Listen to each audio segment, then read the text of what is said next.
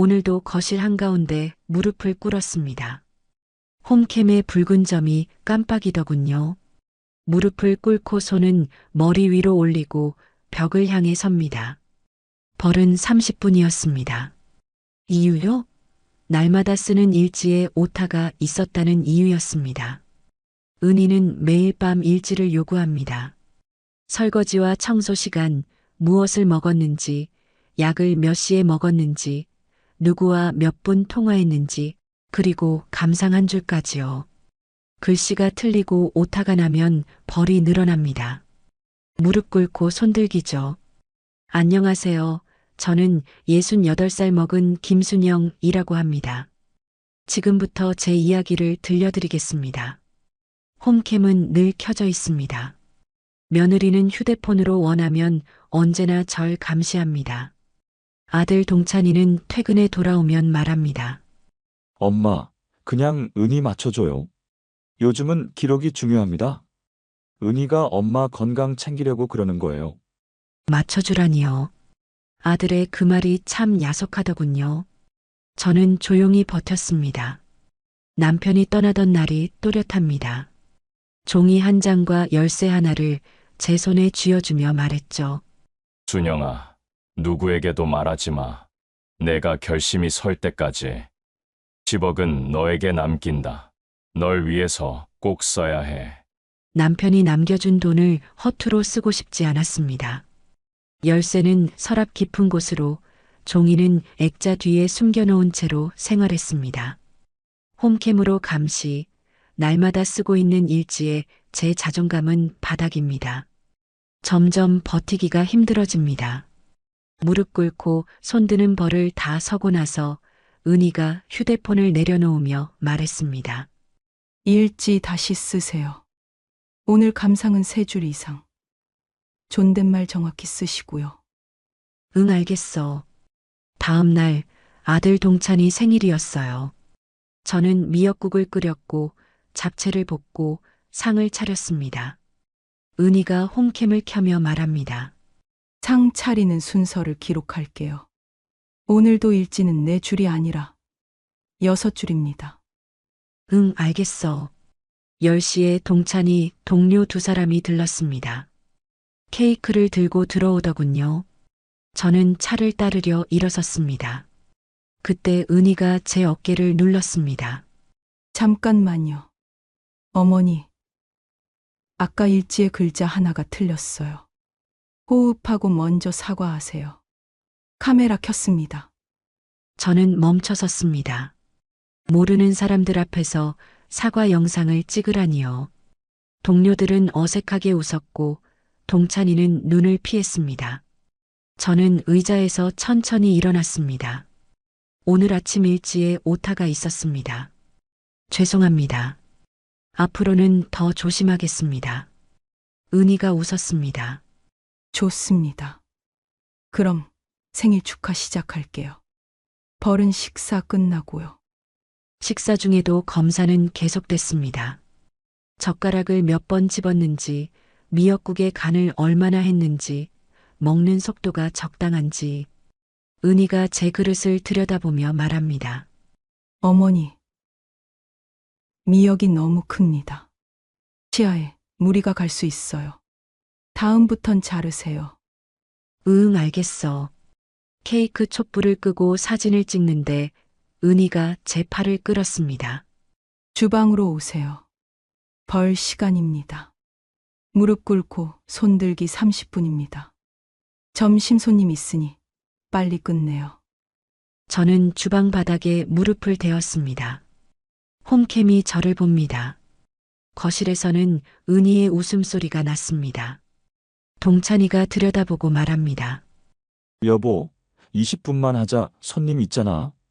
저는 아들의 그 말을 듣고 황당하고 야속했습니다. 손님들이 가고 오후에는 장을 보러 같이 나갔습니다. 은희가 계산대에서 제 카드를 뺏듯이 가져갑니다. 관리 편의를 위해 공용 카드 하나로 묶을게요. 어머니가 쓰시던 건 제가 회수합니다. 저는 고개를 끄덕였습니다. 계산이 끝나자 은희는 영수증을 접어 제 앞에 흔들었습니다. 오늘도 오타 없이 기록하시죠. 총회, 품목, 할인, 감상은 3줄 이상. 응, 알겠어. 집에 돌아오니 홈캠 각도가 달라져 있었습니다. 부엌 싱크대와 식탁이 한 화면에 잡히게 바꿔두었더군요. 저는 물 한 잔을 마시고 일지를 펼쳤습니다. 숫자를 적고 시간표를 채우고 감상칸에 이렇게 썼습니다. 오늘은 손님 앞에서 사과 영상을 찍었습니다. 민망했습니다. 다음에는 제 방에서 말하겠습니다. 은희가 검사하더니 빨간 펜으로 줄을 그었습니다. 민망했습니다는 감상이 아닙니다. 반성으로 바꿔주세요. 이게 맞아요, 어머니. 저는 펜을 다시 들었습니다. 글을 지우고 은희가 원하는 문장을 적었습니다. 해질 무렵 큰 갈등이 터졌습니다. 지우가 숙제를 하다 울었습니다. 저는 옆에 앉아 등을 토닥였습니다. 그 모습을 본 은희가 달려와 말합니다. 지금 방해하지 마세요. 아이는 스스로 해야 합니다. 어머니는 참견하지 마세요. 지우가 숨을 삼키며 말했습니다. 엄마, 할머니랑 같이 하고 싶었어. 은희의 눈이 날카로워졌습니다. 어머니, 규칙을 깨면 벌이에요. 오늘은 손들기 대신 팔굽혀펴기 10회 하세요. 건강에도 좋습니다. 저는 조용히 말했습니다. 벌은 오늘 그만하자. 아이도 보고 있잖니. 은희가 한 걸음 더 다가왔습니다. 그러면 일지 감상칸에 이렇게 적으세요. 아이 학습방해. 반성합니다. 내일부터 거실 출입 제한. 그 순간 동찬이가 퇴근해 문을 열고 들어왔습니다. 저는 천천히 자리에서 일어났습니다. 동찬아, 오늘은 내가 들었지. 내 아내가 내게 시킨 것들. 아이 앞에서. 아들은 잠시 말이 없었습니다. 그러다 낮은 목소리로 말했습니다. 엄마, 당분간만 맞춰요. 우리도 힘들어요.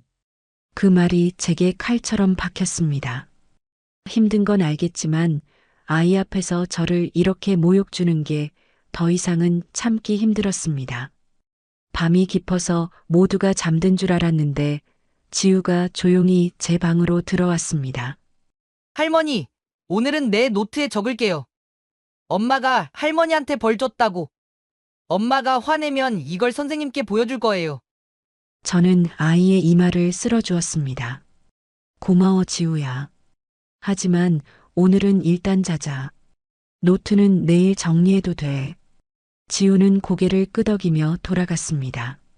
저는 수첩 첫 장을 폈습니다. 내일 할 일 병원 가기, 복지센터, 파출소 가기, 그리고 홈캠을 백업하기 하나하나 적어 내려갔습니다. 저는 조용히 복수를 준비했습니다. 새벽 5시 반.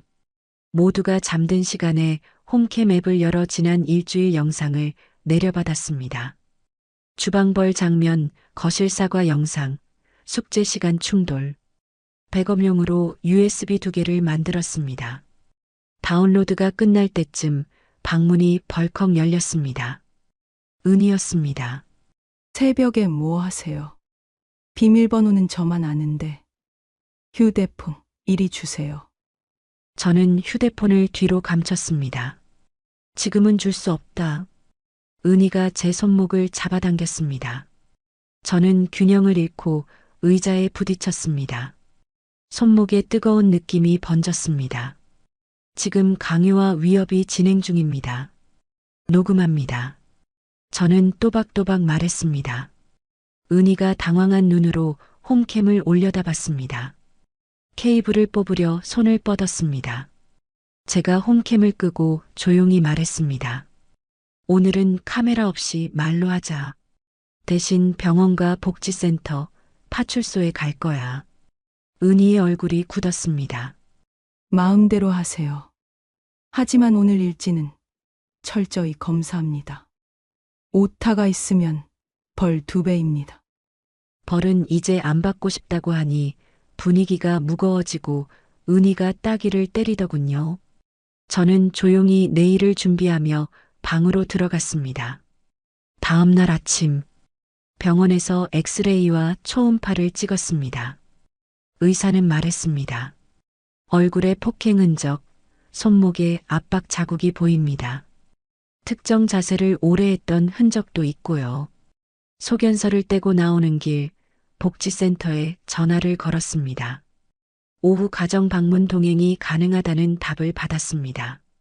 경찰 동행도 붙여준다고 했습니다. 저는 고개를 끄덕였습니다. 정오 무렵 집에 돌아오니 은희가 카메라에 노란 스티커를 붙이고 있었습니다. 촬영 고지 스티커라고 적혀 있었어요. 법을 아세요? 어머니, 저는 법 지키는 사람입니다. 알았다. 기관에서 오면 이야기하자. 저는 의자에 앉아 대답했습니다. 은희가 비웃었습니다. 기관이 무슨 도움이 된다고요? 집안일은 집에서 끝내야죠. 집에서 끝내자고 하자니 내가 다쳤고 지우도 울었어. 그래서 이제는 집 밖으로 꺼내려 한다. 저는 짧게 말했습니다. 오후 3시 반. 지우가 학교에서 돌아왔습니다. 할머니, 내 일기장에 오늘도 적을게요. 축제 때 벌 주지 말라고요. 선생님이 물어보시면 보여드릴게요. 그래, 우리 둘만의 약속으로 하자. 아이의 눈이 반짝였습니다. 해가 기울 무렵 벨이 울렸습니다. 복지사와 경찰관이 신분증을 보여주었습니다. 집으로 들어와 거실을 살폈지요. 복지사가 말했습니다. 촬영 고지는 확인했습니다. 거실 외 공간 촬영은 금지입니다. 일지 강요, 무릎 손들기 같은 벌은 중단하시고요. 은희가 대답했습니다. 저는 어머님 건강을 위해 관리했을 뿐이에요. 오해가 너무 큽니다. 경찰관이 제 손목과 얼굴을 보고 물었습니다. 오늘 다툼이 있었습니까? 제가 말했습니다. 휴대폰을 빼앗으려 하여 손목을 잡아당기고 며느리가 따귀를 때렸습니다. 녹음 파일이 있고 백업된 홈캠 영상이 있습니다. 복지사가 고개를 끄덕였습니다. 오늘은 경고와 안내입니다. 추가 자료를 제출하시면 임시보호명령을 검토하겠습니다. 저는 서랍에서 일지 묶음과 무릎 방석을 내놓았습니다. 그리고 휴대폰을 켜서 녹음 파일이 있다고 말했죠. 병원 소견서와 사진도 폴더에 준비해 두었습니다. 손목 자국, 뺨 붓기, 날짜와 시간. 경찰이 고개를 끄덕였습니다. 확인했습니다. 오늘은 경고와 안내부터 진행합니다. 바로 그때 은희가 말했습니다. 저도 힘들었습니다. 어머님이 일지를 자꾸 틀리시고 약도 헷갈리셨어요. 그래서 관리를 한 겁니다. 사랑이죠. 복지사가 차분히 물었습니다. 무릎 꿇기와 손들기는 왜 시켰나요? 공개 사과 영상은 왜 찍었나요? 건강 때문이었습니다. 자세 교정이고 어르신이 자꾸 잊으셔서요. 복지사가 저를 보며 물었습니다. 어르신 생각은 어떠세요? 저는 짧게 말했습니다. 벌은 고통이었습니다. 아이와 손님들 앞에서 사과 영상은 모욕이었습니다. 경찰이 메모를 하며 말했습니다. 노인학대 의심, 벌과 상시 감시는 중단 권고, 위반 시 즉시 조치하겠습니다. 은희 얼굴이 굳었습니다. 경찰이 카메라 앞에 서서 홈캠 각도를 확인했습니다. 화분 쪽으로 낮추세요. 사람의 얼굴을 계속 쫓아가는 설정은 끄세요. 접근 권한은 본인과 기관만, 기록은 필요한 장면만 보관하세요. 복지사가 4칸짜리 표를 꺼냈습니다. 오늘부터 지킬 것들입니다. 첫째, 벌 금지. 둘째, 일지 강요 금지. 셋째, 거실 외 촬영 금지. 넷째, 약 라벨 임의 변경 금지. 위반 시 여기로 연락 주시면 됩니다. 즉시 오겠습니다. 저는 펜을 들어 제 이름을 먼저 썼습니다. 김순영. 아들 동찬이가 이어서 서명했습니다. 마지막 칸에 은희도 해야 했습니다. 그녀는 한참 종이를 보더니 천천히 사인을 했습니다. 잠깐 고요가 흘렀습니다. 고요 속에서 은희가 갑자기 고개를 들더니 말했어요. 그러면 지금 여기서 어머님이 사과 한 줄만 남기시죠. 손님들 앞에서 분위기를 깼더니 영상은 안 찍겠습니다. 말로만 받겠습니다. 경찰이 손을 들었습니다. 지금은 조치 중입니다. 사과 요구는 중단해 주세요. 은희 눈이 매서워졌습니다. 집안일입니다. 저도 말할 권리가 있어요. 복지사가 짧게 답했습니다. 오늘부터는 절차가 먼저입니다. 집안일이더라도 법에 선이 있습니다. 그 선을 넘지 않게 하시죠. 은희가 말이 막히자 표적을 바꾸려는 듯 싱크대로 갔습니다. 약 봉지를 꺼내 라벨을 뒤적이더니 한 줄을 덧붙였습니다. 점심약 12시에서 3시로 변경. 관리의 효율을 위해. 저는 즉시 사진을 찍어 시간과 함께 저장했습니다. 경찰이 지켜보다가 말했습니다. 지금은 변경은 금지입니다. 원래대로 돌려놓으세요. 약은 의사와 본인 동의가 있어야 바꿀 수 있습니다. 은희 손이 굳었습니다. 라벨이 종이 위에서 부스럭 소리를 냈습니다. 작은 소리였지만 집안 공기는 더욱 어색해졌습니다. 그때 지우가 학교 가방을 메고 들어왔습니다. 상황을 보더니 제 옆으로 와 앉았습니다. 숙제 공책을 펼치고 별 스티커를 꺼냈죠. 할머니, 오늘은 이 별을 카메라 옆에 붙일게요. 지키는 별이래요. 복지사가 엷은 미소를 띄었습니다.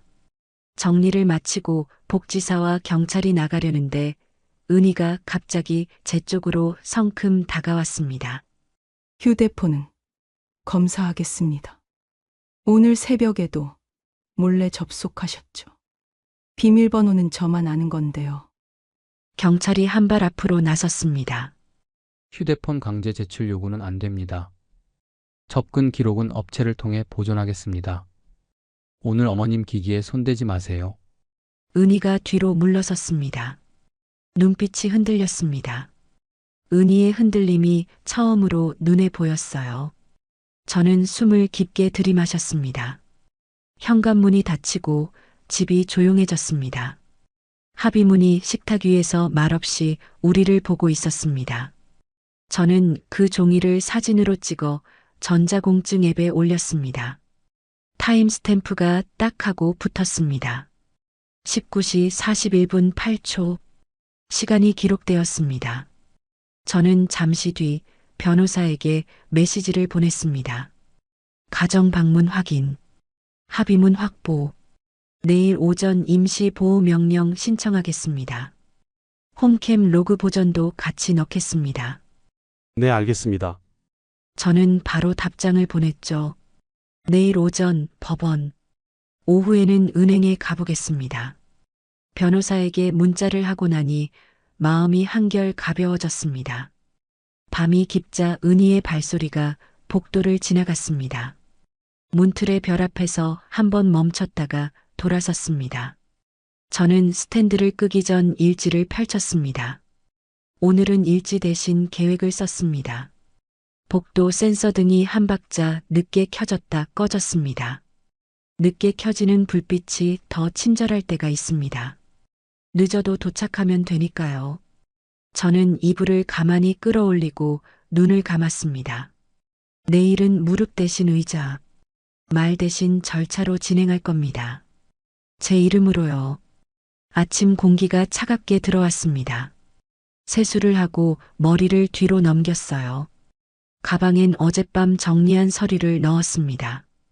병원 소견서, 손목과 얼굴 사진, 일지 묶음, 홈캠 캡처, 복지사 확인서.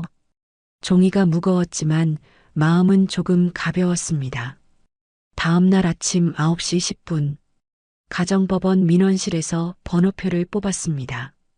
변호사가 기다리고 있었죠. 서류를 한 장씩 넘기며 말했습니다. 어머니, 오늘은 임시보호명령과 접근금지부터 신청합니다. 홈캠 로그 보존도 함께 넣겠습니다. 증거 목록 1번부터 11번까지 정리되어 있습니다. 혹시 추가하실 게 있나요? 네. 손자 지우의 일기입니다. 아이가 어젯밤 제 방에서 쓰던 걸 맡겼어요. 변호사가 고개를 들더군요. 아이가 쓴 기록은 결정적일 수 있습니다. 교사 확인 서명만 받으면 더 좋습니다. 그 자리에서 담임 교사에게 전화했습니다. 잠시 후 메시지가 도착했죠. 아동의 진술서 협조 가능. 학교 상담실에서 확인함. 날짜와 시간. 선생님의 이름. 문자 끝에 짧게 적혀 있었어요. 지우는 늘 할머니 편이었습니다. 10시 40분 신문실. 판사는 제 손목 사진과 병원 소견서를 오래 들여다봤습니다. 거주지 내 상시 감시, 공개적 사과 요구, 신체적 벌 부과, 노인에게 부적절한 지시가 반복되었습니다. 당사자는 폭행을 부인하지만 영상과 음성이 존재합니다. 저는 또박또박 말했습니다. 벌서는 것은 고통이었습니다. 제가 모르는 손님들 앞에서의 사과는 모욕이었습니다. 오늘부로 피해자 주거 이전 권고, 가해 의심자 접근 금지 100m, 연락 금지, 홈캠 비활성화 및 로그 보존 명령. 임시입니다만 즉시 효력이 발생합니다. 위반 시 곧바로 조치됩니다. 도장을 찍는 소리가 법정에 가볍게 울렸습니다. 저는 그 소리를 오랫동안 기억할 겁니다. 점심 무렵, 저는 은행으로 갔습니다. 남편이 주고 간 작은 열쇠를 파우치에서 꺼냈습니다. 창구 직원이 서랍 안에서 오래된 금속 상자를 꺼내 주었습니다. 상자 안엔 오래된 통장 하나와 봉투가 있었습니다. 봉투 앞면엔 짧게 쓰여 있었습니다. 준영아, 이 돈은 꼭 너를 위해 써야 해. 저는 그 자리에서 계좌를 재정비했습니다. 제 명의의 단독 계좌 하나, 접근 권한은 저와 변호사뿐. 오후엔 공증 사무소로 갔습니다. 변경된 유언장에 서명을 했죠. 그 자리에서 부동산 중개인과 통화도 마쳤습니다. 매물은 24평형 6억 9천. 취득세와 수수료까지 해도 아직 제게는 돈이 남았습니다. 집으로 돌아가기 전 저는 복지사와 경찰에게 연락했습니다. 주거 이전을 위해 동행을 요청했죠. 오후 5시 현관문 앞에 선 세 사람의 발걸음 소리가 촘촘하게 겹쳤습니다. 현관을 열자 은희가 서 있었습니다. 눈빛은 어제와 달랐습니다. 어제의 흔들림 대신 빠르게 계산하는 표정이었습니다. 어머니, 무슨 쇼를 하시는 건가요? 집안일은 집안에서 끝내자고요. 경찰관이 조용히 말했습니다. 오늘부터는 법의 절차가 먼저입니다. 임시 보호 명령이 발부되었습니다. 접근 금지와 연락 금지. 홈캠은 즉시 비활성화하고 로그는 확보하겠습니다. 은희가 제 어깨를 지나 싱크대 쪽으로 걸었습니다. 홈캠 본체의 플러그를 붙잡더니 내려다봤죠. 어젯밤처럼. 그러나 오늘은 달랐습니다. 경찰관이 조심스럽게 그녀의 손을 막아 세웠습니다. 손대지 마세요. 증거물입니다. 저는 방으로 들어가 천천히 짐을 챙겼습니다. 낡은 목도리, 바느질 상자, 사진첩, 그리고 지우가 붙여준 노란 별 스티커 하나. 마지막으로 일지 묶음을 손에 들었습니다. 그 위에 펜으로 적었습니다. 오늘의 감상, 무릎 대신 의자로, 벌 대신 절차로. 현관으로 나오자 지우가 서 있었습니다. 학교에서 돌아온 얼굴. 아이가 제 손을 꼭 잡았어요. 할머니, 별 하나 더 드릴게요. 오늘은 2개가 지키는 날이래요. 알았다. 별과 별 사이에 내가 서 있을게. 너 대신 내가 크고 단단하게. 엘리베이터가 내려가고 문이 닫힐 때 은희의 목소리가 좁은 틈을 타 흘렀습니다. 소송하면 다 끝날 줄 아세요. 어머님 아들 동찬이도 제 편입니다. 엘리베이터 틈에서 흘러나온 목소리는 짧고 날카로웠습니다. 끝까지 가보자는 투였죠. 저는 눈을 감고 한 번 숨을 길게 들이마셨습니다. 오늘부터는 무릎을 꿇지 않겠다고 스스로에게 다시 말했어요. 저는 새로 계약한 집으로 가보았습니다. 새 거처는 병원과 노인복지관에서 가까운 오피스텔로 구했습니다. 창문을 열자 차가운 바람이 커튼을 밀었습니다. 침대 머리맡엔 자료처리, 책상 위엔 작은 스탠드와 공증 도장이 나란히 서 있었죠. 저는 하루를 마무리하며 기록을 남겼습니다. 며칠 후 아침 10시 20분. 법원 조정실 앞 복도 공기가 눅눅했습니다. 번호를 부르는 전광판이 깜빡이고 소환장을 든 사람들이 어깨를 좁혔습니다. 제 차례가 끝나고 문을 나서는데 맞은편 의자에서 동찬이와 은희가 동시에 일어섰습니다. 은희 손에는 조정기록 사본이 들려 있었고 맨 앞장에 끼워둔 서류 모서리가 바스락거렸습니다. 은희가 먼저 다가왔습니다. 은희의 눈이 저의 서류와 제가 메모해 놓은 것들을 바라보고 있었습니다. 손가락 끝이 파르르 떨렸습니다. 어머니, 이게 뭐죠? 주택 매매 잔금 6억 9천 이체 확인. 변호사 선임 및 포렌식 비용 일괄직. 어떻게 이럴 수 있나요? 우리 몰래 이만한 돈이 있었다고요. 동찬이가 뒤늦게 제 옆으로 섰습니다. 얼굴빛이 어제보다 창백했습니다. 목젖이 한번 크게 움직였습니다. 엄마, 진짜야? 아버지가 남긴 돈이 이만큼이었다고. 왜 한마디도 말 안 했어? 우리가 어려웠을 때도. 은희가 서류를 흔들었습니다. 조정 기록에 적힌 숫자들이 흔들릴 때마다 형광펜 선이 깜빡였습니다. 주거 분리 1년. 접근 금지 연장. 임대차 특약에 피신청인 출입 금지. 어머니, 이건 복수가 아니라 처벌이에요. 우리를 집에서 밀어내시겠다는 거잖아요. 어떻게 가족한테 이럴 수 있죠? 동찬이가 제 눈을 똑바로 보지 못했습니다. 시선을 바닥으로 떨구고 신발 끝을 맞추더니 작은 소리로 말했습니다. 그래도 엄마, 왜 나한테는 말했어야지? 나는 복도 스피커에서 다음 조정실 호명이 뚝 끊겼습니다. 잠깐의 정적이 생겼습니다. 그 틈에 사람들 발소리, 종이 넘기는 소리, 먼 기침 소리가 겹쳐 들렸습니다. 저는 천천히 숨을 들이마시고 목 뒤에 붙어있던 머리카락을 정리했습니다. 차갑게 식은 땀이 손바닥으로 내려왔습니다. 은희가 한 걸음 더 들어왔습니다. 향수 냄새가 강해졌습니다. 아버님 돌아가시고도 이렇게 오랫동안 감추신 거예요. 그 돈으로 우릴 시험하셨다는 거죠. 홈캠 문제로 화가 나셨다 해도 10억은 선을 넘은 겁니다. 가족을 상대로 이런 판을 짜고 변호사까지 붙이고 부동산까지. 어떻게? 동찬이가 그 말을 막고 싶다는 듯 손을 들었다가 내렸습니다. 손등에 핏줄이 도드라졌습니다. 엄마, 정말로 왜였어? 아버지 유산이면 우리가 같이 상의했어야지.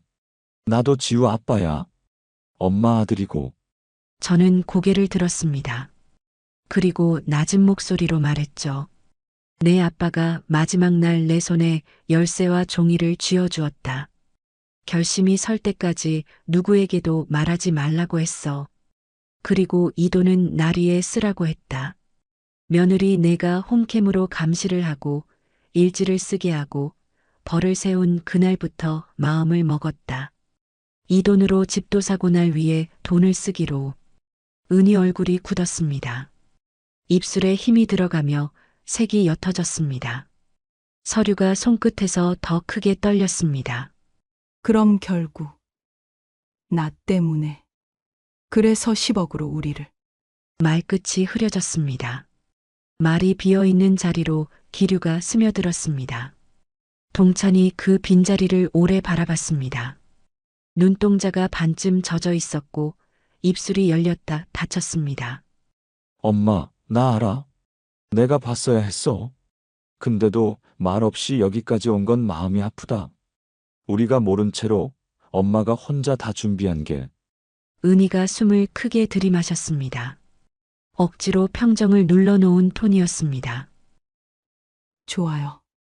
법으로 가겠다 하셨으니 우리도 절차로 보겠습니다. 다만 기억하세요. 가족끼리 이렇게까지 숨기는 건 아니에요. 어머니. 은희가 몸을 돌렸습니다. 굽 높은 구두 소리가 복도 타일에 짧게 튕겼습니다. 동차는 그대로 자리에 남았습니다.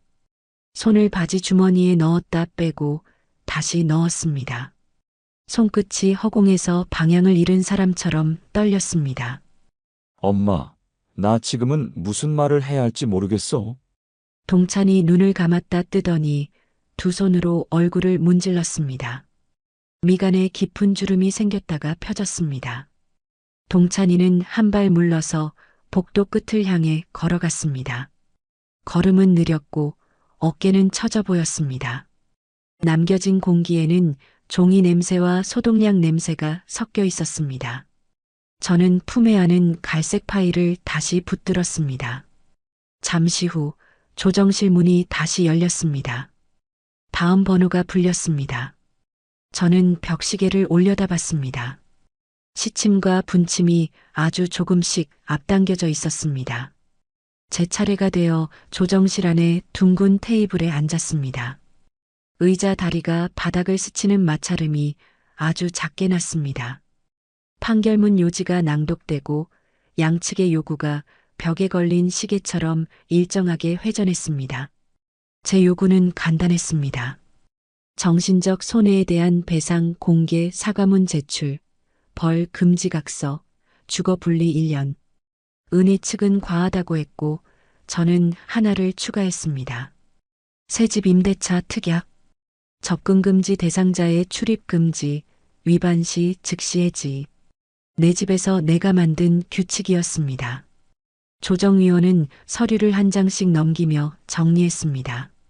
손해배상은 분할 납부하되 회차마다 교육 이수 확인을 첨부, 미이행 시 강제 집행, 접근 금지와 연락 금지 준수, 아동 압벌과 모욕, 공개 사과 요구 금지, 사과문은 피해자 대리인을 통해 접수, 주거 분리 1년 이후 연장 여부는 추후에 결정한다. 저는 고개를 끄덕였습니다. 복도를 나오니 동찬이가 문 옆에 서 있었습니다. 동찬이는 작게 말했습니다. 엄마, 내가 더 일찍 봤어야 했어요. 저는 고개를 끄덕였습니다. 그럼 오늘부터 봐라 라는 뜻으로요. 내가 직접 쓰는 일지로. 지우의 일지는 지우가 쓰고 너의 일지는 내가 쓰는 것이다. 누구의 펜도 빼앗지 않는 집이 되자. 그는 길게 숨을 내쉬고 말했습니다. 알겠습니다. 어머니 뜻대로 하겠습니다. 그날 오후 저는 등기와 잔금 일정을 확정했습니다. 중개사는 놀랄 만큼 신속했고 특약 조항을 꼼꼼히 확인했습니다. 조정이 끝나고 며칠 후 동찬이에게서 전화가 왔습니다. 엄마, 저희 이혼하기로 했어요. 전화 너머 아들의 목소리가 무겁게 가라앉아 있었어요. 예상했던 일이었지만 실제로 듣고 나니 가슴 한편이 아려왔습니다. 언제 결정한 거니? 어젯밤에요. 은희가 먼저 말했어요. 더 이상 같이 살 수 없다고, 엄마 일로 집안이 완전히 갈라졌다고요. 저는 창밖을 바라보며 한숨을 내쉬었어요. 새 집 앞마당에 심어둔 장미 한 그루가 바람에 흔들리고 있었습니다. 지우는 어떻게 하려고? 지우는 제가 키울게요. 은희도 동의했어요. 사실 은희는 아이 키우는 걸 부담스러워 했거든요. 동찬이의 목소리에서 쓸쓸함이 묻어났습니다. 결혼 생활 8년을 정리한다는 게 쉬운 일은 아닐 거예요. 그럼 지우랑 둘이 살 곳은 정했니? 네. 회사 근처 아파트를 알아보고 있어요. 지우 학교도 전학시켜야 하고 정신없을 것 같아요. 저는 잠시 생각했습니다. 그리고 조심스럽게 말을 꺼냈어요. 동찬아, 혹시 여기서 같이 살 생각은 없니? 엄마 집에서요? 여기 방이 3개거든. 지우도 학교 옮기지 않아도 되고 나도 지우랑 있으면 좋고. 어때? 전화 너머로 동찬이 깊은 숨을 쉬는 소리가 들렸습니다. 엄마, 괜찮을까요? 제가 은희 편을 들었던 것도 있고, 내가 은희 편을 들었다고? 언제? 엄마가 힘들어할 때 제가 그냥 참으라고 했잖아요. 눈치채면서도 모른 척 했고, 제가 먼저 나섰어야 했는데, 동찬이의 목소리가 떨리기 시작했습니다. 아들아, 그건 이제 지나간 일이야. 너도 처음이었잖아. 사이에 끼어서 어떻게 해야 할지 몰랐을 거고. 하지만 엄마를, 됐다. 이제 우리 앞만 보자. 지우가 제일 중요하잖니. 그날 저녁 동찬이와 지우가 짐을 들고 왔습니다. 지우는 제 품에 안기며 말했어요. 할머니, 이제 매일 같이 있을 수 있어요? 그래, 우리 지우. 이제 매일 함께 밥 먹고 숙제도 같이 하자. 아이의 얼굴에 환한 미소가 떠올랐습니다. 오랜만에 보는 진짜 웃음이었어요. 동찬이는 짐을 정리하며 조심스럽게 물었습니다. 엄마, 제가 여기 있어도 괜찮죠? 생활비도 제가 낼게요. 생활비는 걱정 말고 그냥 지우 잘 키우는 것만 생각해. 그게 제일 중요해. 이혼 절차는 생각보다 빨리 진행됐습니다. 은희가 협조적이었거든요. 재산 분할도 최소한으로 하고 양육권은 동찬이에게 모두 넘겼습니다. 그 과정에서 은희가 한번 찾아왔어요. 혼자서요. 어머니와 마지막으로 할 말이 있어서 왔습니다. 거실에 마주 앉으니 어색한 공기가 흘렀습니다. 은희의 얼굴은 많이 야위어 있었어요. 제가 잘못했습니다. 진심으로 사과드려요. 저는 고개를 끄덕였습니다. 알고 있어. 너도 처음이었을 거야. 시어머니를 모시는 게. 아니에요. 변명의 여지가 없어요. 어머니를 사람이 아니라 관리해야 할 대상으로 봤던 것 같아요. 홈캠으로 감시하고 벌을 주. 지금 생각해보니 정말 끔찍한 일이었어요. 은희의 눈에 눈물이 맺혔습니다. 왜 그랬던 걸까? 나한테. 처음엔 정말 어머니 건강을 챙기고 싶었어요. 약도 제 시간에 드시라고. 일지도 쓰시라고. 그런데 언제부턴가 그게 통제가 되어 버렸어요. 제가 정해놓은 기준에 어머니를 맞추려고만 했죠. 그래도 너무 심했어. 특히 지우 앞에서는. 그게 제일 죄송해요. 지우에게 할머니를 무시해도 된다고 가르친 거나 마찬가지잖아요. 저는 찻잔을 들며 말했어요. 이제라도 깨달았으니 다행이야. 앞으로는 다른 사람에게 그러지 마. 네. 상담도 계속 받을 거예요. 분노 조절 교육도 끝까지 마치고요.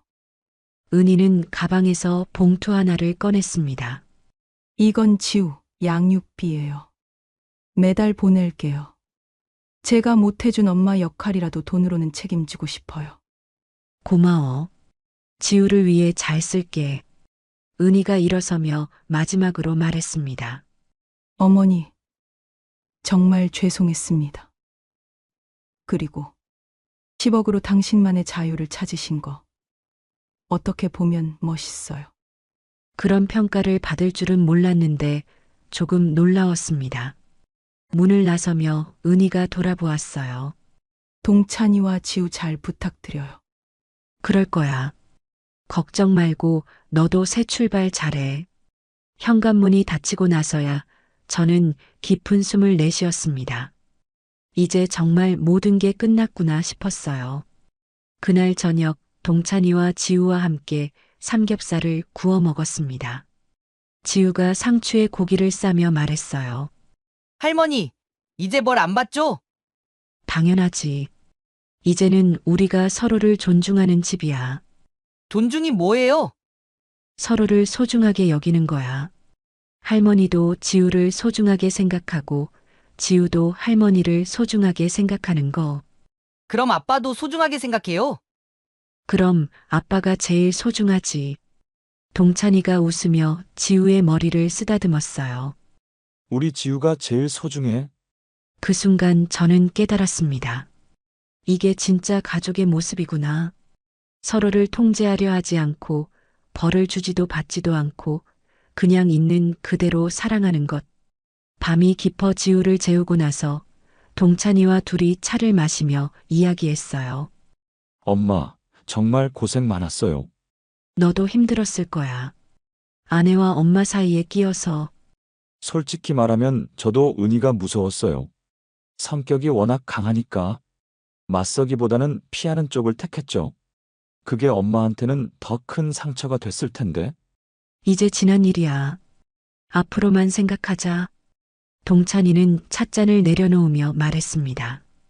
엄마, 아버지가 남겨주신 돈 정말 잘 쓰신 것 같아요. 자유를 사신 거잖아요. 그래. 내 아빠가 마지막에 해준 선물이었던 것 같아. 저는 창밖을 바라보며 남편을 떠올렸습니다. 세상을 떠나면서까지 저를 지켜주려 했던 남편의 마음이 이제야 온전히 이해됐어요. 다음 날부터는 정말 새로운 일상이 시작됐습니다. 아침에는 지우를 깨워서 학교 보내고 동찬이는 출근 준비를 하고 저는 아침 식사를 준비하면서 하루를 시작했어요. 홈캠도 없고 일지도 쓰지 않고 벌을 받지도 주지도 않는 집. 대신 저는 일기를 쓰기 시작했습니다. 제가 원해서 쓰는 일기를요. 오늘의 감상. 자유롭다는 것은 누구의 눈치도 보지 않고 의자에 앉아 차를 마시는 것이다. 그리고 돈이 있어야 한다. 노인복지관에서 하는 여러 가지 프로그램도 참여하기 시작했습니다. 많은 어르신들이 제 이야기를 듣고 용기를 얻으셨다고 하더군요. 그 말을 듣고 가슴이 뭉클했습니다. 제 경험이 다른 분들에게도 도움이 된다니 그 자체로 보람이었어요. 지우는 새 학교에 잘 적응했습니다. 친구들도 사귀고 성적도 좋아졌어요. 무엇보다 웃음이 많아졌습니다. 어떤 날은 숙제를 하다가 저에게 물어보기도 해요. 할머니, 이 문제 어떻게 풀어요? 그럼 같이 생각해보자. 할머니도 잘 모르지만 함께 공부해보자. 예전에 은이었다면 아이가 스스로 해야 한다며 제지했을 텐데 이제는 자유롭게 지우를 도와줄 수 있어서 좋았어요. 동찬이도 많이 달라졌습니다. 집에 오면 지우와 시간을 보내려고 노력하고 저에게도 하루 있었던 일들을 이야기해주곤 했어요. 엄마, 오늘 회사에서 승진 얘기가 나왔어요. 정말 우리 동찬이 잘했네. 아직 확정은 아니지만요. 열심히 해볼게요. 지우 교육비도 더 많이 벌어야죠. 그런 대화를 나누는 것만으로도 행복했습니다. 1년이 지났습니다. 지우는 3학년이 되었고 동찬이는 정말 승진을 했어요. 저는 노인복지관에서 정식으로 기록학교 강사가 되었습니다. 그리고 무엇보다 저희는 서로를 존중하며 살아가고 있어요. 어느 날 지우가 제게 물어봤습니다. 할머니, 예전에 무릎 꿇고 뭘 봤던데 기억나요? 기억나지? 왜? 그때 할머니가 너무 불쌍해 보였어요. 저도 무서웠고요. 엄마가 할머니한테 그렇게 하는 게 맞는 건지 몰랐어요. 지우야, 그때 내가 할머니 편에서 줬던 작은 용기들 기억해. 별 스티커도 붙여주고 비밀 일기도 써주고 그게 할머니한테는 정말 큰 힘이 됐어. 정말요? 정말이야. 내가 있어서 할머니가 포기하지 않을 수 있었거든. 지우의 얼굴에 뿌듯한 미소가 번졌습니다. 그럼 지금은 행복하세요? 물론이지. 지금이 제일 행복해. 그날 밤 저는 창가에 앉아 밤하늘을 올려다봤습니다. 별들이 반짝이고 있었어요. 남편의 영정 앞에 가서 조용히 말했습니다. 여보, 고마워요. 당신이 남겨준 열쇠로 정말 중요한 문을 열었어요. 자유의 문을요. 그리고 지우 방으로 가서 자고 있는 아이의 이마에 살짝 키스했습니다. 동찬이 방 앞을 지나가는데 안에서 전화하는 소리가 들렸어요. 지우 엄마 미안해. 아이가 감기 걸려서 이번 주말 방문은 어려울 것 같아. 네. 다음에 뵐게요. 은희와도 가끔 연락하며 지우를 만나게 해주고 있었어요. 아이에게는 엄마니까요. 제 방으로 돌아와 일기장을 폈습니다. 오늘의 감상. 별은 어둠 속에서 더 밝게 빛난다. 우리 집의 별들도 그렇게 빛나고 있다. 창밖을 보니 지우가 붙여준 별 스티커들이 가로등 불빛을 받아 반짝이고 있었어요. 노란 별, 파란 별, 그리고 제가 나중에 붙인 빨간 별까지. 각각 다른 색이지만 모두 함께 빛나고 있었습니다. 저는 미소를 지으며 전등을 껐어요. 내일은 지우와 함께 복지관에 가기로 했거든요. 아이가 할머니들에게 동화책을 읽어주고 싶다고 했어요. 그런 지우를 보면서 생각했습니다. 이 아이는 다른 사람을 존중할 줄 아는 어른으로 클 거라고. 벌을 받으며 자란 아이가 아니라 사랑받으며 자란 아이로서 말이에요. 눈을 감으며 마지막으로 생각했습니다. 10억 원이 준 것은 단순한 자유가 아니었어요. 우리가 서로를 사랑할 수 있는 환경이었어요. 감시가 아닌 관심으로, 벌이 아닌 대화로, 통제가 아닌 존중으로 이어진 가족.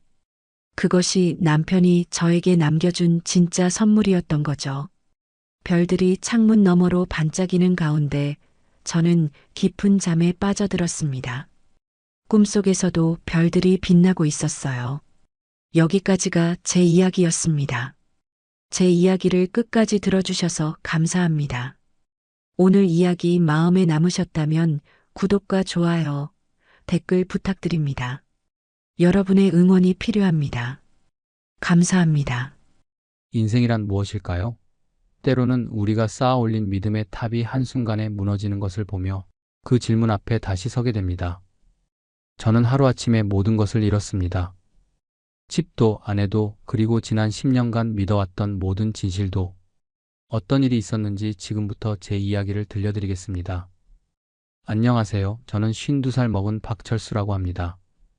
오후 11시 30분, 서울 강남구의 한 아파트에서 저는 마지막 상자에 테이프를 붙이고 있었습니다. 불과 몇 시간 전까지만 해도 이곳은 제 집이었습니다. 아니, 적어도 저는 그렇게 믿었습니다. 벽에 걸려있던 가족 사진들, 아내와 함께 고른 커튼, 아이들이 뛰어놀던 거실. 모든 것이 10년의 세월과 함께 상자 속으로 들어갔습니다. 정리 도중 휴대폰이 울렸습니다. 집주인의 마지막 확인 전화였습니다. 선생님, 정말 죄송합니다. 하지만 계약서에 명시된 대로 집을 비워주셔야 합니다. 네, 알겠습니다. 자정 전에 다 비우겠습니다. 그런데 정말 모르셨어요? 체납이 벌써 6개월이나 밀린 것을. 저는 휴대폰을 내려놓고 한숨을 길게 내쉬었습니다.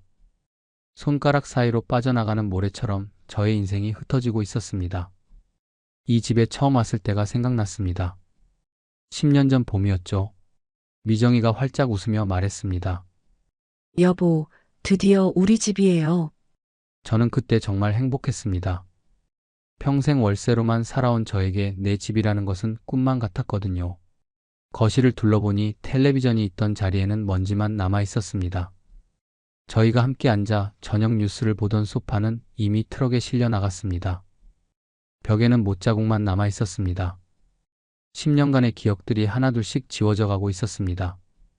무엇보다도 견디기 힘든 것은 이 모든 것이 내가 조금만 더 생각해 보았더라면 알 수 있었던 사실이라는 것이었습니다. 징조는 분명히 있었습니다. 미정이가 집 서류를 보여달라고 할 때마다 아직 정리 중이야 라고 했던 것.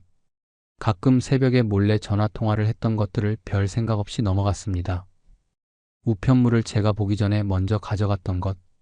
모든 신호가 있었습니다. 저는 그저 보지 않기로 선택했을 뿐이었습니다. 창문 너머로 서울의 밤이 깊어가고 있었습니다.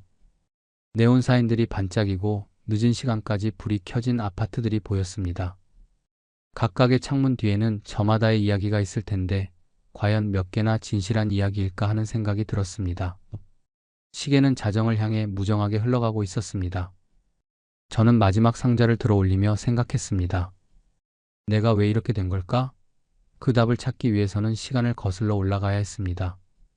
모든 것이 시작된 그날로 이야기를 제대로 이해하려면 한 달 전으로 돌아가야 합니다. 8월 10일 오후 2시. 그날은 평범한 여름날이었습니다. 여보, 나 친구 집에 다녀올게. 어느 친구? 늦지 말고 들어와. 대학 동창이야. 오랜만에 만나는 거라서 늦어도 저녁에는 들어올게. 조심히 다녀와. 평소와 다를 바 없는 일상적인 인사였습니다. 하지만 그것이 제가 아내와 나눈 마지막 대화가 될 줄은 꿈에도 몰랐습니다. 그날 저녁 7시가 넘어도 미정이가 들어오지 않았습니다. 처음에는 별로 걱정하지 않았어요. 가끔 친구들과 만나면 시간 가는 줄 모르고 이야기하곤 했거든요. 8시, 9시. 시간이 지나면서 조금씩 불안해지기 시작했습니다. 밤 10시쯤 전화를 걸어봤습니다. 현재 전화를 받을 수 없습니다. 평소 같으면 바로 받았을 텐데 이상했습니다. 배터리가 떨어졌나 싶어서 1시간 후에 다시 걸어봤지만 마찬가지였습니다. 첫째 날 밤 저는 거실 소파에서 뜬 눈으로 밤을 지새웠습니다. 문 여는 소리가 들릴 때마다 벌떡 일어났지만 그것은 항상 이웃집 소리였습니다. 아마 친구 집에서 늦어져서 하룻밤 자고 오는 걸 거야. 연락만 미리 해주지. 그런데 왜 전화를 안 받을까? 둘째 날이 되었습니다. 저는 미정이의 친구들에게 연락해보기 시작했습니다. 하지만 아무도 미정이를 만나지 않았다고 했습니다. 미정이요? 아니요, 요즘 연락도 잘 안 하고 있어요. 저희한테 온다고 했나요? 약속 잡은 적 없는데. 이상하네요. 분명히 누군가와 만난다고 했을 텐데. 점점 더 이상해졌습니다. 미정이가 말한 대학 동창이 누구인지 알 수가 없었습니다. 평소에 대학 이야기를 별로 안 했었거든요. 생각해보니 미정이의 과거에 대해서 아는 게 별로 없다는 걸 깨달았습니다. 셋째 날 밤 저의 불안은 절정에 달했습니다. 혹시 사고라도 당한 건 아닌지 병원에 연락해보고 싶었지만 어디서부터 시작해야 할지 몰랐습니다. 8월 13일 오후 3시 27분. 저의 휴대폰에 번호를 알 수 없는 전화가 걸려왔습니다. 혹시 박철수 씨 되십니까? 네, 맞습니다. 경기도 양평경찰서입니다. 부인분에 관해서 말씀드릴 일이 있습니다. 서에 나오실 수 있으실까요? 부인이. 무슨 일이? 전화로는 자세히 말씀드리기 어렵습니다. 가능하시면 지금 와주세요. 저는 그 순간을 기억합니다. 다리 힘이 풀리면서 현관에 주저앉았던 순간을, 무언가 돌이킬 수 없는 일이 일어났다는 것을 본능적으로 알았던 순간이었습니다. 경찰서로 가는 길이 그렇게 길 수가 없었습니다. 온갖 생각이 머릿속을 스쳐갔어요. 교통사고인가? 강도라도 만난 건가? 하지만 실제로 들은 이야기는 상상했던 그 어떤 것보다도 충격적이었습니다. 부인께서 경기도 양평의 한 펜션에서 발견되었습니다. 펜션이요? 거기서 뭘? 함께 있던 분들이 3명 더 있었습니다. 모두 모르는 분들이시고요. 그럼 미정이는 어디? 죄송합니다. 현장에서 유서가 발견되었습니다. 저의 세상이 한순간에 무너졌습니다. 머릿속이 멍해지고 10년의 결혼 생활이 산산조각 나는 소리를 들었습니다. 저는 경찰이 건네준 유서를 읽어보았습니다. 오빠 미안해. 설명하지 못해 미안해. 사랑의 대가라고 생각해줘. 아이들 잘 부탁해. 모든 게 내 잘못이야. 미정이는 제게 있어 단순한 아내가 아니었습니다. 아내는 제 삶을 완전히 바꾼 사람이었습니다. 결혼 전 저는 평범한 회사원이었어요. 그냥 평범한 월급쟁이의 팍팍한 삶을 살고 있었습니다. 그런 제가 이런 집에 살 수 있었고 풍족하게 아이들과 생활할 수 있었던 건 모두 미정이 덕분이었습니다. 저는 미정이와의 첫 만남을 회상해 보았습니다. 어느 해 가을 회사 동료의 소개로 만난 그녀는 모든 면에서 저보다 훨씬 나은 사람 같았습니다. 유명 대학을 나온 고학력자에 공기업에 다니는 안정적인 직장인. 무엇보다도 검소하고 살뜰한 성격이었어요. 첫 데이트에서도 비싼 곳 대신 작은 카페를 선택했고 제가 계산하려고 하면 같이 내자고 했습니다. 그런 소박함이 좋았어요. 결혼 후 우리 생활은 확연히 달라졌습니다. 미정이의 아버지가 미국에서 사업을 한다고 했어요. 그 덕분에 경제적으로 여유가 생겼죠. 매달 들어오는 월세 수입이 있었고 안정적인 투자 수익도 있었습니다. 모든 것이 미정이가 만들어준 세계였습니다. 하지만 이제 나의 믿음과 세계가 흔들리고 있었습니다. 유서에 적힌 사랑의 대가라는 말이 무슨 뜻인지, 왜 낯선 사람들과 함께 있었는지, 무엇보다도 왜 아무런 설명 없이 떠났는지 저는 알 수 없었습니다. 10년을 함께 살았는데 아내에 대해 아무것도 몰랐다는 게 믿어지지 않았어요. 경찰서에서 미정이의 유품을 받았습니다. 휴대폰, 지갑, 그리고 몇 장의 서류들. 저는 떨리는 손으로 아내의 휴대폰을 켰습니다. 혹시 마지막 메시지라도 있을까 싶어서 메시지함을 열었습니다. 그런데 그곳에서 충격적인 대화들을 발견했습니다. 7월 15일. 월세 600만 원 송금 확인 바랍니다. 이번 달도 늦어지고 있습니다. 죄송합니다. 이번 달은 사정이. 조금만 기다려주세요. 7월 22일. 벌써 일주일이 지났습니다. 계약 조건 확인해 주시기 바랍니다. 다음 주 초까지는 꼭 송금하겠습니다. 8월 5일. 계약서에 명시된 대로 연체 시 즉시 퇴거 조치합니다. 한 번만 더 기회를 주세요. 곧 해결될 문제입니다. 저는 이 내용들을 보고 너무 충격을 받았습니다. 600만 원? 월세? 저는 화면을 응시하며 얼이 빠졌습니다. 이 집이 월세라고? 그동안 저는 이 집이 우리 소유라고 믿고 있었습니다. 저는 더 많은 메시지를 확인했습니다. 그 대화들은 몇 개월 전부터 계속되어 왔더군요. 3월. 아직 서류 정리가 안 끝났습니다. 조금만 더 기다려주세요. 매번 같은 말씀만 하시네요. 언제까지 기다려야 합니까? 5월. 곧 해결됩니다. 미국에 있는 아버지가 큰 돈을 보내주시기로 했어요. 저는 미정이가 늘 했던 말들을 떠올렸습니다. 준공 중이라 서류가 늦어진다. 아버지가 미국에서 처리해 주신다. 조금만 기다리면 완전히 우리 명의로 넘어올 거야. 모든 게 거짓말이었던 건가요? 저는 휴대폰을 내려놓고 집안을 둘러보았습니다. 갑자기 모든 것이 낯설게 느껴졌습니다. 이 거실에서 10년을 살았는데 이 모든 게 남의 집이었다니. 아이들과 함께 보낸 수많은 저녁 시간, 명절 때 찍었던 가족 사진들, 미정이와 함께 꾸몄던 이 공간들. 그 모든 추억이 허공에 떠 있는 것 같았습니다. 저는 서재로 향했습니다. 미정이가 늘 중요한 서류들이라며 보관하던 서랍을 열어보았습니다. 그곳에는 집 관련 서류가 전혀 없었습니다. 대신 카드 명세서들과 대출 관련 서류들이 가득했어요. 그리고 그 금액들을 보는 순간 저는 더욱 큰 충격에 빠졌습니다. 신용카드 미결제 금액 2,400만 원, 은행 대출 9천만 원, 카드사 현금 서비스 2천만 원, 대부업체 대출 3천만 원. 절망스러웠습니다. 수억 대에 이르는 빚들이었습니다. 더 충격적인 것은 제 이름으로 된 서류들도 있었다는 겁니다. 언제 이런 보증을 섰는지 전혀 기억나지 않았어요. 박철수 연대보증인으로 서명된 5천만 원, 박철수 담보제공자 시댁 아파트, 박철수 공동대출자 3,500만 원. 저는 매우 혼란스러웠습니다. 미정이가 형식적인 서명이라고 해서 몇 번 서명한 적은 있지만 이런 큰 돈의 보증을 선 줄은 몰랐습니다. 그날 밤 저는 현실을 직시해야 했습니다. 10년 동안 살았던 집이 월세였다는 것, 아내가 거액의 빚을 지고 있었다는 것, 그리고 저도 모르는 사이에 연대보증인이 되어 있었다는 것이었습니다.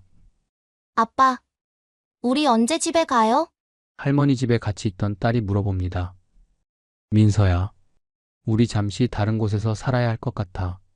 왜요? 우리 집인데. 저는 차마 말을 할 수 없었습니다. 아이들에게 뭐라고 설명해야 할까요? 엄마가 돌아가셨다는 것도, 집을 나와야 한다는 것도. 8살, 6살 아이들이 이해할 수 있을까요? 10년 동안 살았던 집이 더 이상 우리 가족의 집이 아니라는 잔혹한 현실 앞에서 저는 무력감을 느꼈습니다. 하지만 이것은 시작에 불과했습니다.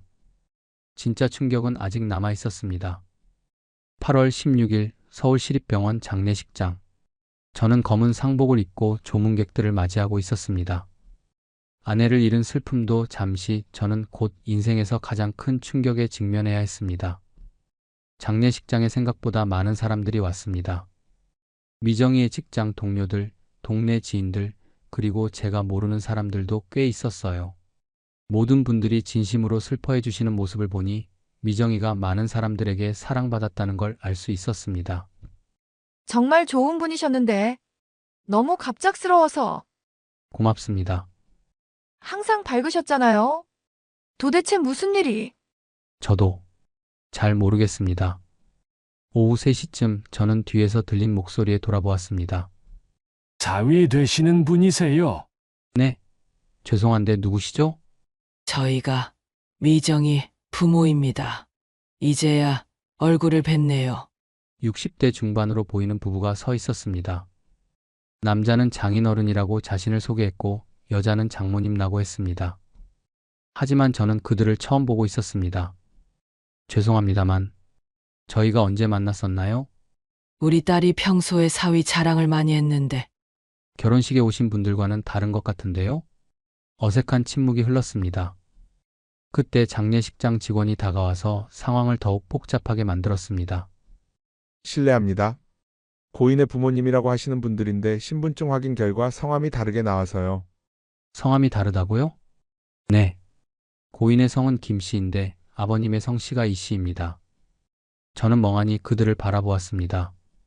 결혼식 때 함께 사진을 찍었던 장인, 장모의 얼굴이 떠올랐습니다. 분명히 다른 사람들이었어요.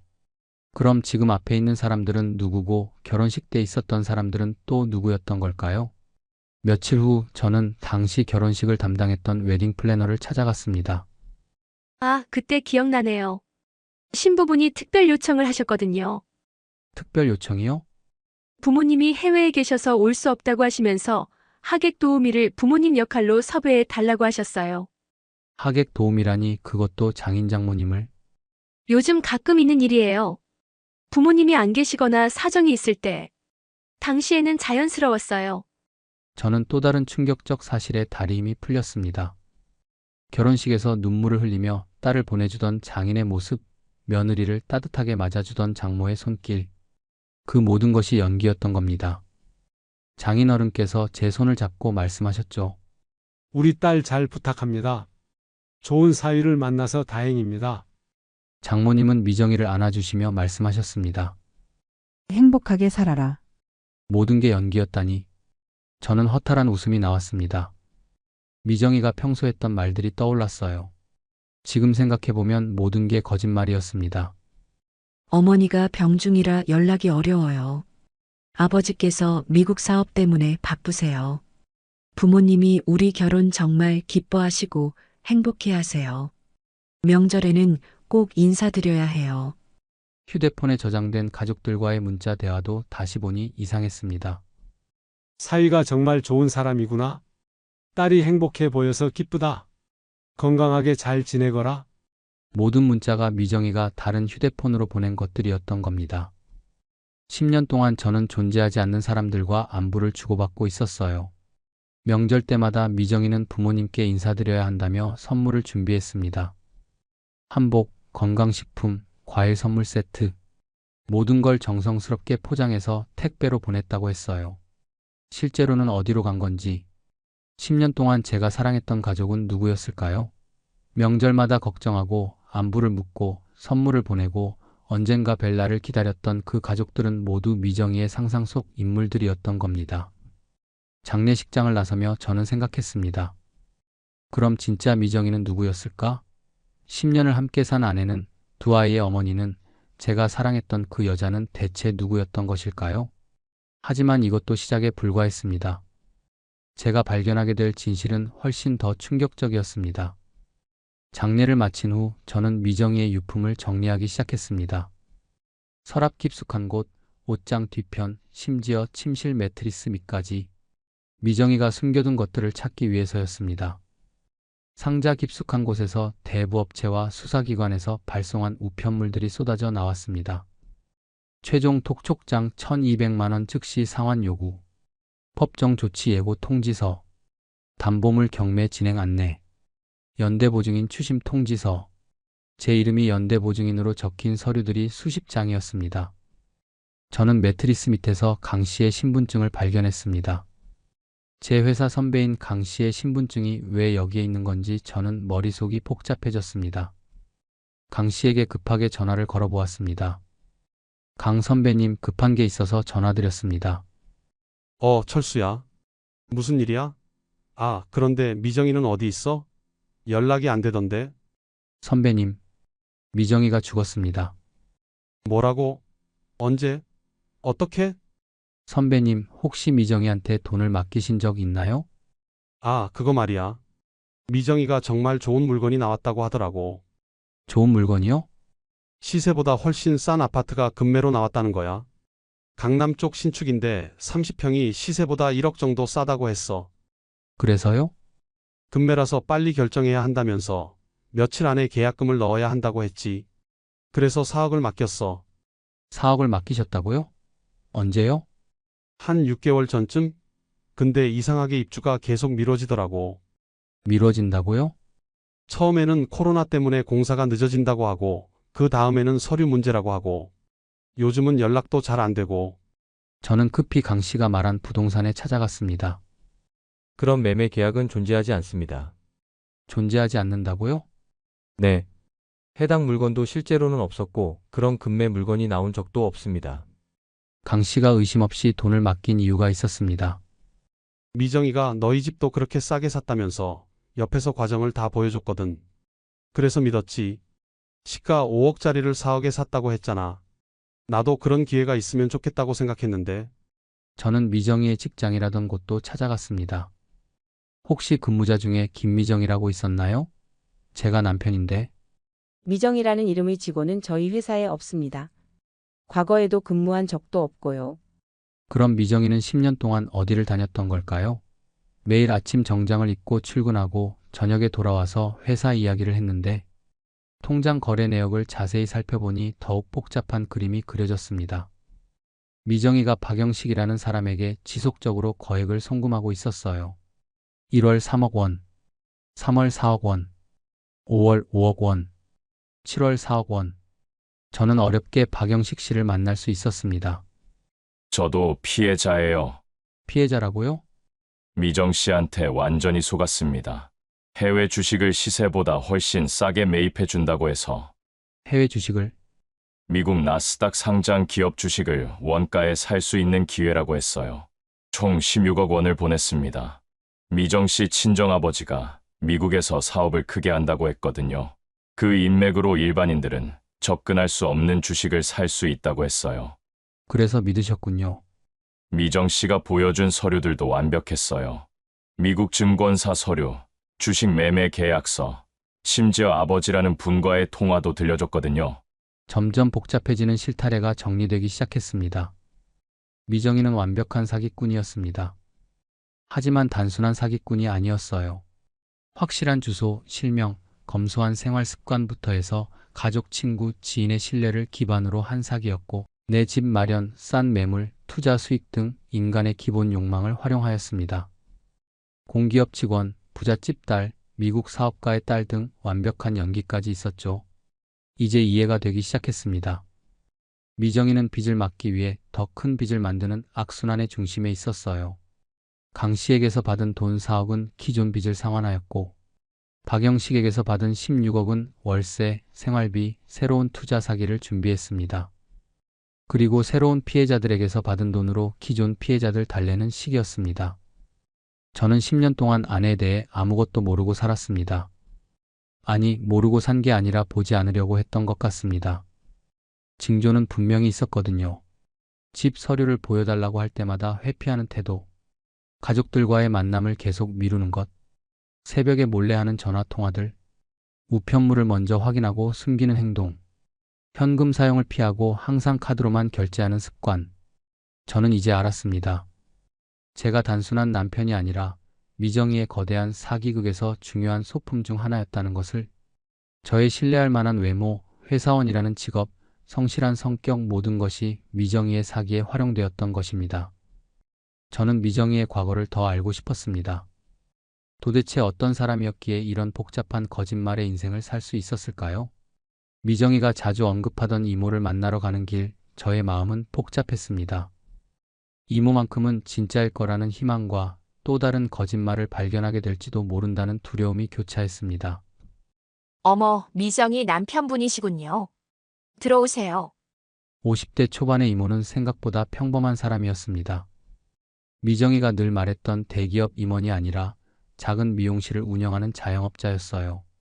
미정이가 저를 대기업 임원이라고 했나요? 아니에요. 저는 그냥 동네에서 조그만 미용실 운영하고 있습니다. 그럼 유정이가 또 거짓말을 한 거였네요. 미정이가 어렸을 적부터 거짓말을 자주 하고는 했어요. 사실 오래전부터 걱정이 많았어요. 저한테도 미정이가 투자 권유를 한 적이 있어요. 투자 권유요? 해외 부동산 투자라고 하면서요. 수익률이 어마어마하다고 했어요. 이모, 다른 사람한테는 말하면 안 돼요. 아직 다른 사람들은 모르는 기회거든요. 그때 어떻게 하셨어요? 뭔가 이상하다는 생각이 들어서 이야기만 하고 돌려보냈습니다. 미정이가 무언가 숨기는 것 같기도 했고요. 어릴 때부터 이야기를 잘 만들어내는 아이였어요. 이야기를 만들어낸다는 게 어떤 말씀이세요? 상상력이 풍부하다고 해야 할까요? 학교에서 일어나지 않은 일들을 마치 진짜인 것처럼 이야기하곤 했죠. 초등학교 때 한 번은 오늘 학교에서 연예인이 왔다고 하더라고요. 자세히 물어보니 정말 생생하게 이야기하는 거예요. 어떤 옷을 입었는지, 무슨 말을 했는지. 그런데 나중에 학교에 확인해 보니 그런 일이 없었어요. 그럼 거짓말을 자주 했다는 뜻인가요? 거짓말이라고 하기엔 그 아이는 자기가 만든 이야기를 진짜로 믿는 것 같았어요. 마치 그 속에서 살고 있는 것처럼요. 중학교, 고등학교 때도 마찬가지였어요. 친구들에게 우리 아빠가 사업가다, 우리 엄마가 의사다 이런 말을 하고 다녔어요. 실제로는 어떠셨나요? 부모님은 평범한 직장인이셨어요. 아버지는 회사원, 어머니는 가정주부, 그냥 평범한 가정이었죠. 미정이는 현실보다는 자기가 만든 세계에서 사는 걸 좋아했어요.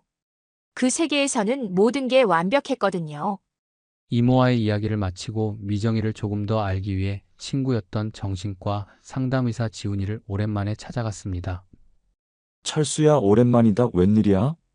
응, 오랜만이야. 다름이 아니라 뭐 좀 물어보려고. 저는 그간 있었던 일과 미정이에 대해서 이야기를 해주었습니다. 미정이의 행동 패턴을 들어보니 현실과 환상의 경계가 모호했던 것 같아. 그게 무슨 뜻이야? 타인과 깊이 연결하는 데 어려움을 겪는 사람들이 역할을 세팅해 이야기 속 자신을 만들고 그 서사로 현실을 견디려 하는 경우가 있어. 예를 들어 공기업 직원인 나, 부잣집 딸인 나, 완벽한 아내인 나 같은 캐릭터를 만들어서 그 역할을 연기하며 살아가는 거지. 그럼 모든 게 거짓말이었다는 거야? 진단을 단정할 수는 없지만 역할로서 버틴 삶의 흔적이 남아있어. 저는 미정이의 유서와 문자 메시지들을 다시 살펴보았습니다. 오빠 미안해. 설명하지 못해 미안해. 사랑의 대가라고 생각해줘. 이 유서도 이상했어. 사랑의 대가라는 표현이 미정이답지 않았거든. 평소에 이런 추상적인 말을 하는 사람이 아니었는데. 마지막까지도 역할을 유지하려고 했었을 거야. 비극적인 여주인공이라는 마지막 역할을 말이야. 지훈아, 나는 그럼 도대체 누구와 10년을 살았던 거니? 그 질문에 답하기는 어렵지만 중요한 건 그 10년이 너에게는 진짜였다는 거지. 그럼 미정이가 나를 사랑한 것도 연기였을까? 역할 안에서도 진짜 감정은 존재할 수 있어. 연기와 현실의 경계가 모호한 사람들에게는 더욱 그렇고. 저는 10년간의 기억들을 다시 떠올려 보았습니다. 진짜 같았던 순간들, 아플 때 밤새 간병해주던 모습, 아이들을 향한 진심 어린 애정, 작은 일에도 기뻐하던 순수한 표정, 함께 웃고 울었던 평범한 일상들. 친구로서 조언해주자면 지금 중요한 건 남겨진 사람들이 어떻게 살아갈 것인가지. 너무 과거의 진실을 찾으려 하지 마. 대신 앞으로의 진실을 만들어 가야지. 앞으로의 진실? 그래. 너와 아이들의 진실한 삶 말이야. 저는 병원을 나서며 생각했습니다. 가짜로 채워진 10년의 끝에서 앞으로 진짜로 채울 나의 삶이 중요하다는 것을요. 8월 20일, 미정이의 장례를 마친 지 일주일이 지났습니다. 저는 더 이상 과거의 진실을 찾는데 시간을 쓰지 않기로 결심했습니다. 대신 현실을 정리하고 새로운 삶을 설계하는 작업을 시작했습니다. 가장 먼저 해야 할 일은 복잡하게 얽힌 법적 문제들을 정리하는 것이었습니다. 변호사 사무실을 찾아갔습니다. 우선 부인분이 맺은 계약들을 모두 파악해야 합니다. 제 이름으로 된 것들이 얼마나 되나요? 연대보증 계약이 총 8건, 금액으로는 약 3억 2천만 원 정도입니다. 다행히 서명 필적을 분석해 본 결과 일부는 위조된 것으로 보입니다. 위조라고요? 네. 박철수 씨의 실제 서명과 다른 특징들이 발견됩니다. 이 부분은 법적으로 무효 주장이 가능해요. 위조 서명 제외한 실제 연대보증금 1억 8천만 원, 월세 연체료 3,600만 원, 기타 공과금 400만 원, 전체적으로 약 2억 2천만 원의 책임이 남았습니다. 저는 미정이로부터 피해를 본 사람들을 직접 만나기로 했습니다. 선배님, 정말 죄송합니다. 아니야, 철수야. 내 잘못이 아니잖아. 나도 속은 거고. 하지만 제가 아내의 신뢰성을 보증한 셈이니까요. 그래도 네가 직접 찾아와줘서 고마워. 다른 사기꾼들은 잠적해버리는데. 저는 모든 피해자들을 한자리에 모아 대책회의를 열었습니다. 완전한 배상은 어렵습니다. 하지만 최소한 현재 상황과 앞으로의 처리 과정은 투명하게 공유하겠습니다. 솔직하게 말해줘서 고마워. 다른 피해자들과도 정보를 공유하자. 법적 처리 과정을 같이 지켜보자. 그리고 저는 부동산에 가서 집을 알아보았습니다. 예산이 한정되어 있으시니까 이 정도 조건은 어떠세요? 투룸이면 충분합니다. 아이들과 제가 살기에는 화려하지는 않지만 적어도 진짜 우리 공간이야. 거짓 없는 공간으로 우리는 이사했습니다. 강남의 큰 집에서 외곽의 작은 집으로 이사하는 과정에서 많은 것들을 정리해야 했습니다. 과도하게 크고 사치스러운 가구들, 명품 가방들, 값비싼 장식품들, 이런 것들을요. 아빠, 새 집이 좀 작아요. 그렇지? 하지만 우리만의 공간이야. 아무도 우리를 내쫓을 수 없어. 엄마도 여기 올 거예요? 엄마는 이제 하늘나라에서 지켜보고 계셔. 하지만 아빠가 있잖아. 저는 아내 일을 수습하느라 회사도 그만두었습니다. 새로운 일자리를 구하러 뛰어다녔습니다. 가까운 편의점에 사람을 구한다고 해서 가보았습니다. 나이가 좀 있으시네요. 성실하게 하겠습니다. 아침 6시부터 오후 2시까지 가능하세요? 네, 가능합니다. 그렇게 편의점에서 일을 시작했습니다. 넉넉하지는 않지만 제가 정직하게 할 수 있는 일이었습니다. 그러던 중 민서 학교에서 연락이 왔습니다. 민서가 요즘 좀 위축되어 있어요. 집안 사정이 좀 복잡해서. 아이들이 어른들의 문제를 이해할 필요는 없어요. 다만 안정감은 필요하죠. 네, 부탁드립니다. 어떻게 해야 할까요? 일관된 일상 예측 가능한 패턴을 만들어 주세요. 저는 그때부터 아이들과 시간을 보내는 것을 최우선으로 생각하고 노력했습니다. 그러던 어느 날, 아빠가 우리와 함께 있어줘서 너무 좋아요. 엄마는 자주 어디 가셔서 집에 잘 없었잖아요.